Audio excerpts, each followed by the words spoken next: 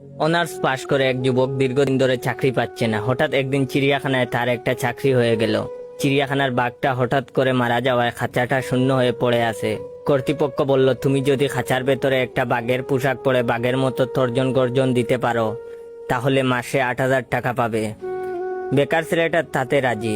রোজ চিড়িয়াখানা খোলার আগে সে বাঘের পোশাক পরে খাঁচায় ঢুকে পড়ে। দর্শক এলে তাদেরকে তর্জন গর্জন ও আর নানান কায়দা কুসরত দেখিয়ে ভীষণ আনন্দ দেয়। দেখতে দেখতে চিড়িয়াখানার দর্শক বেড়ে গেল।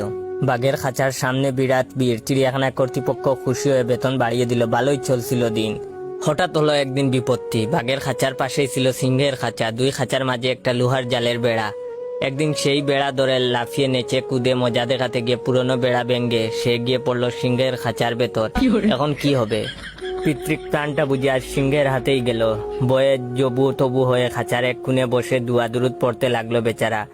এদিকে সিংহটা কিছুক্ষণ চুপ করে বসে থেকে ধীরে ধীরে উঠে দাঁড়ালো। তারপর আস্তে আস্তে এগিয়ে আসতে লাগলো তার দিকে। বয়ে তো তার প্রায় হার্ট অ্যাটাক হবার জোগাড়। এদিকে সিংহটা একেবারে কাছে চলে এসেছে। প্রাণের মায়া ছেড়ে দিয়ে ছেলেটা যখন কালেমা পড়া শুরু করলো ঠিক তখন সিংহটা বলে উঠলো, ভাই এত ভয় পাবেন না, আমি অনার্স পাস বেকার।